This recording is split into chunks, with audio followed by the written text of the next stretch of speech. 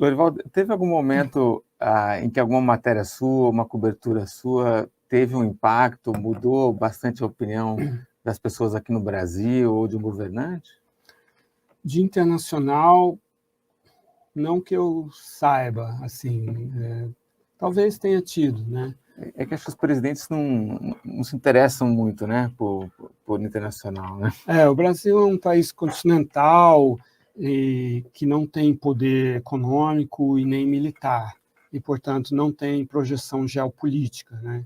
Então, os governos brasileiros eles se alternaram entre ou serem assim indiferentes aos problemas internacionais, né, ou alimentarem fantasias sobre o seu poder, que é o caso do nosso presidente atual. Querer né? cadeira permanente no Conselho de Segurança, ajudar a fazer acordos, como aquele do Irã, né?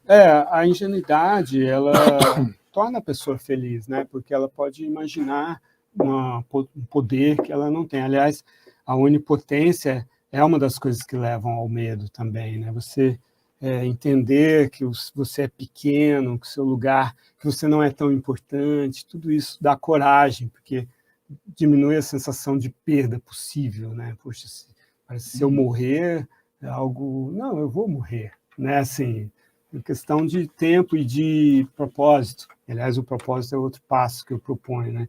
Fazer as coisas com propósito, sinceridade de propósito, para ter coragem e tal. E agora, o Brasil quer... não é contra as sanções, contra a Rússia, está comprando fertilizantes da Rússia, e esses dólares eles são usados para a Rússia comprar drones do Irã e mísseis da Coreia do Norte para matar civis ucranianos, que é o que os russos estão se dedicando.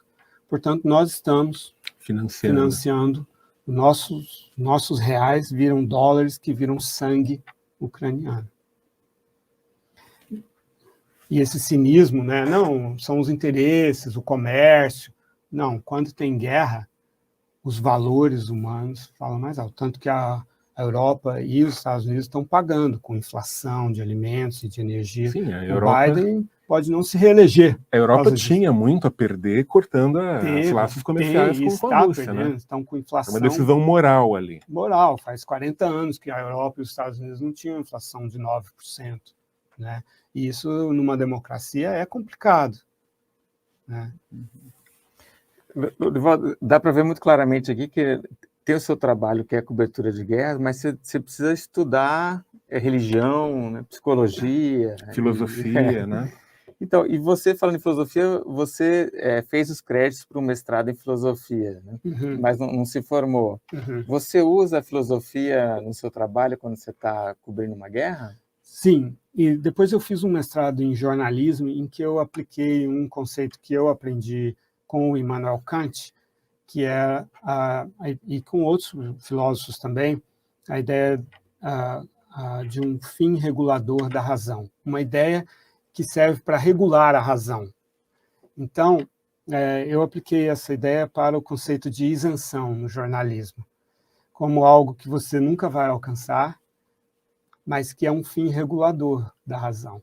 Que se você desiste da isenção, você se torna cínico. Se você acha que alcançou a isenção, você se torna ingênuo. Então, o repórter ele vive numa condição, e aliás, acho que o ser humano também. Né? É parte da condição humana buscar algo inalcançável como um norte, né? Um destino. E aí, você não chega lá nunca, mas você faz o percurso. Você tem que buscar. É importante ter o norte para te direcionar, ainda que você não vai chegar lá nunca. E é importante saber que não vai chegar. Então, essa é uma das coisas que eu aprendi na filosofia, que eu transpus para o jornalismo, que é um grande debate, né, a isenção. Né? Eu não acho que a gente pode ser objetivo, porque somos pessoas subjetivas. Não acho que a gente pode ser imparcial, porque a gente vive parcialmente as coisas. A nossa capacidade de compreensão é limitada. Eu sei disso. Né? Mas todos os dias a gente tem a oportunidade de acrescentar outras coisas, de corrigir os erros, de matizar, de nuançar, sabe aquilo que eu disse ontem? Bem, tem esse outro aspecto aqui, ou eu estava errado, dependendo do caso. Né? De não ter compromisso com o erro também, né? Aí a gente vai evoluindo, embora essa evolução a gente nunca... A gente acha também que a gente evolui, né? Também não... A gente não pode deixar a nossa personalidade, as nossas crenças na gaveta como se elas fossem uma coisa completamente separada. Mas você pode mirar no ouvir o outro, no respeito a outras crenças, no interesse em ouvir o que pessoas com que você não concorda têm a dizer, né?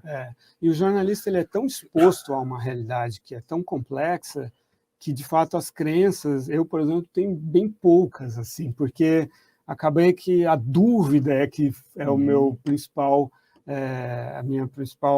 meu principal estado mental, é o da dúvida, né? Assim, e no jornalismo a gente aprende uma coisa também bem no início, que é assim, se perguntar se eu tenho ou não a informação. Eu tenho a informação ou não? Né? Essa é uma pergunta que vocês se fazem, eu me faço também. E essa é uma pergunta muito saudável hoje em dia, para pessoas que recebem coisas no WhatsApp, e eu mesmo recebo de parentes, né? Todos nós. Lorival, isso aqui é verdade? Mas em 5 segundos eu consigo provar que não, né? Basta, felizmente, essas maravilhosas plataformas de checagem, né? Então, mas a gente é treinado para se perguntar, eu tenho a informação ou não? Né? Eu já posso publicar ou não? Né? Isso é muito bacana. Dá para bancar ou não? Né? Eu tenho muito orgulho desse treinamento que a gente tem. Sim.